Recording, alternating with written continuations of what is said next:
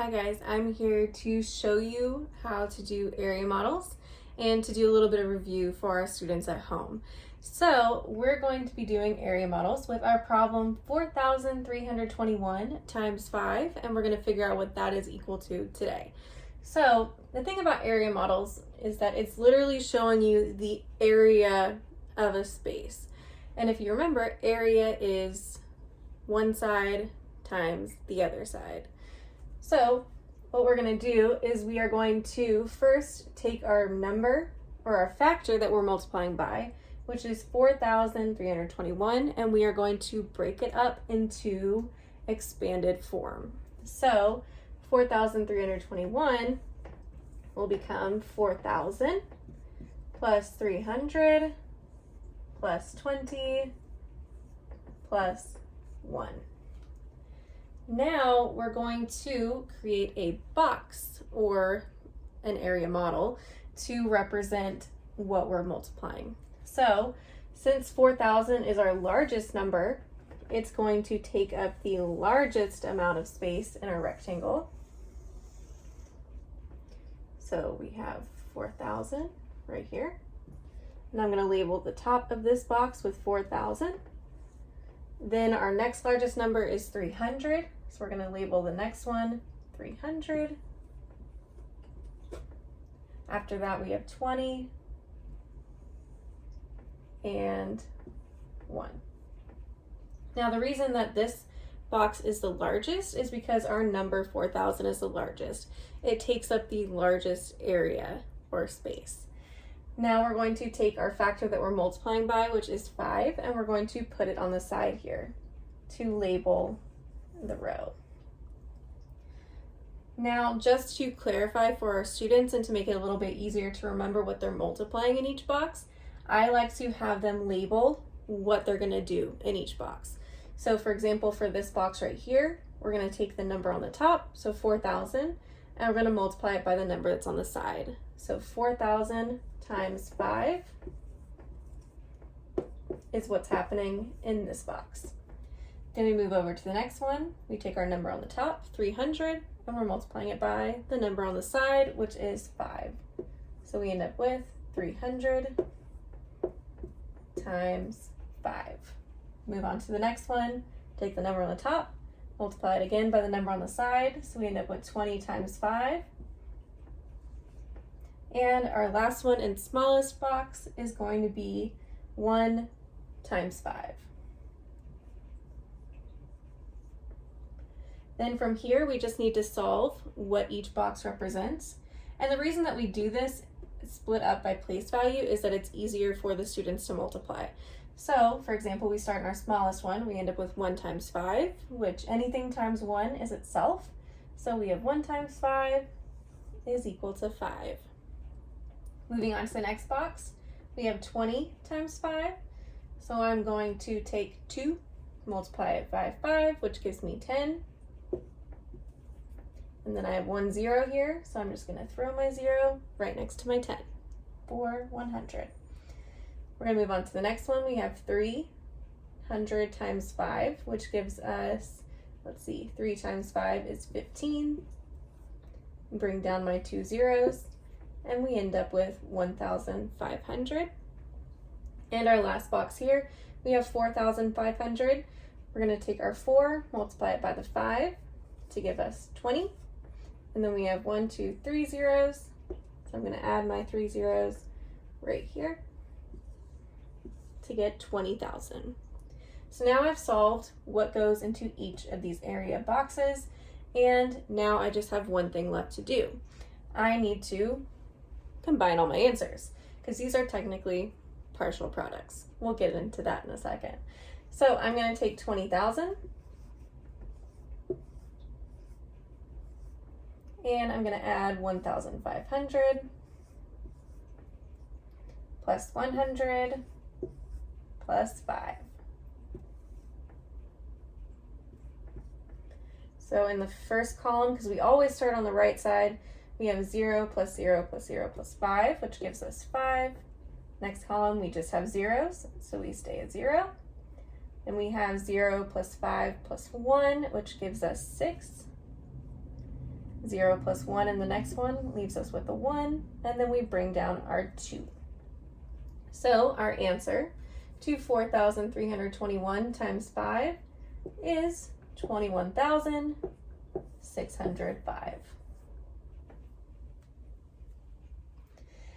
So that is how we use an area model to solve a 4-digit by 1-digit problem.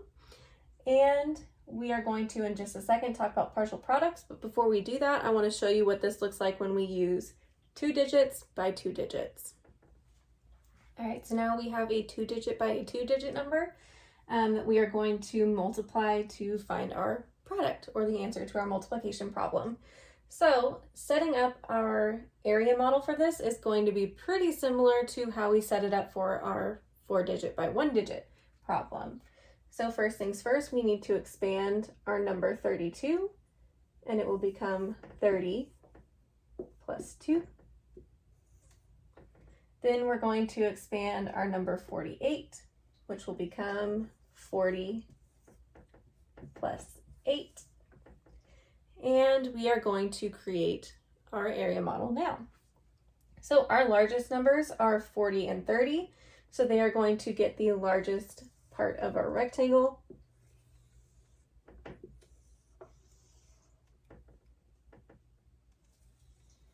And our 2 and our 8 are the smallest, so they are going to get the smallest parts of our rectangle. And just like before, we're going to label what's happening in each box to remember what we're going to multiply there, and then we are going to solve. So in our first box right here, or our smallest one, we are going to take our top number and we're going to multiply it by the number that's on the side in the same row. So we have 2 times 40. So that will be in this box right here. Then in the next box, we have 30 times 40.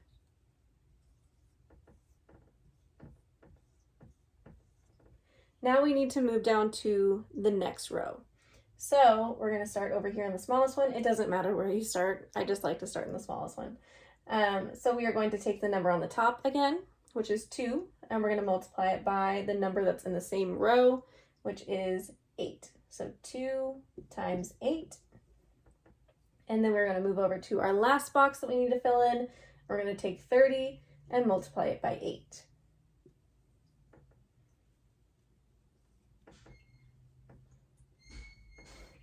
All right, now we are going to solve what goes in each box. So let's start in the smallest one that has the easiest problem to do. So we have 2 times 8, which gives us 16. Then we are going to move on to whichever box we so choose. I'm going to choose 30 times 8 because it's pretty easy. I'm going to take 8 times 3, which gives me 24, and then I'm just going to add on the 1 0. So I end up with 240. Then I'm going to move up here, and I'm going to do 2 times 40, or 42 times, which is 80. Then I'm going to move to my last box, which has my largest numbers. So I'm going to do 3 times 4, which gives me 12. And then I have 1 0 here and 1 here, so I need to add 2 zeros. So I end up with 1,200. All right, now I'm going to take these parts of our product and I'm going to add them all together. So I have 1,200 plus 240 plus 80 plus 16. Now I'm going to add all these numbers together to find our final product. So we have 0 plus 0 plus 0 plus 6, which gives us 6. In our next column, we have 0 plus 4 plus 8 plus 1, which gives us 13. Now we have 1 plus 2 plus 2, which gives us 5. And then we bring down our 1. And our answer, or our product, for 32 times 48 is 1,536. All right, now we're going to go over partial products with our problem or equation of 5,987 times 3. Now the only difference between partial products and the between the area models and partial products is that for partial products, the size of the box doesn't matter. That's literally the only difference. So what we look at here is we first need to expand our number just like we did with area models. So 5,987 becomes 5,000 plus 900 plus 80 plus 7. And there are 4 numbers here, so we just need 4 boxes in our rectangle. So I'm going to make my rectangle right here. And again, the size of my boxes doesn't matter here. Now I'm going to label what this is up here. This is 5,980 and 7. Then just like with our area model, I'm going to take our factor that we're multiplying by and I'm going to throw it over here. So we have a 3. And I'm going to label what I'm doing in each one before I solve. So over here we have 7 times 3. Here we have 80 times 3. 900 times 3. And 5,000 times 3.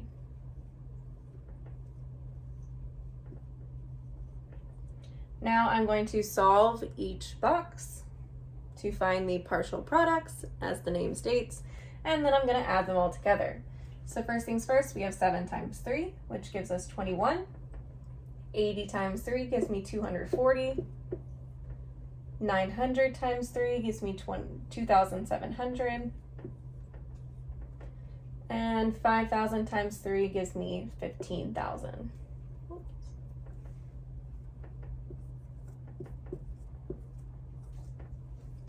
Now each of these numbers in here is called a partial product because it is part of the product.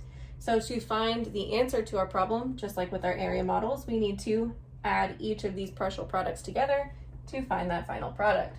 So we have 15,000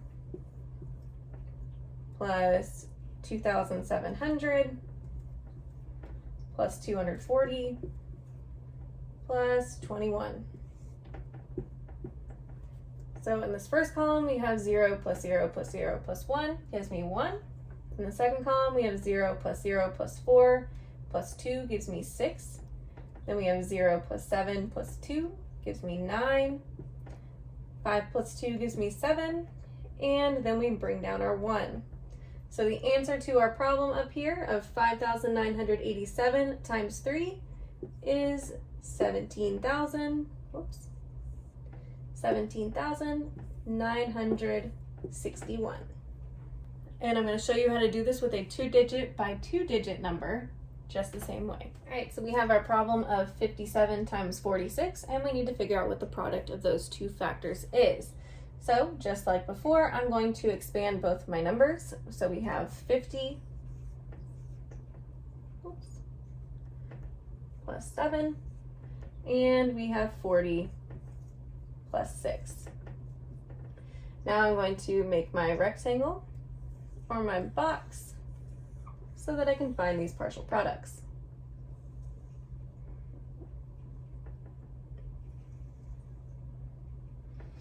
In this box right here, I am going to take the number on the top, which is 7, and multiply it by the number on the side, which is 40. So we have 7 times 40. I'm going to move on to the next box where we take 50 times 40.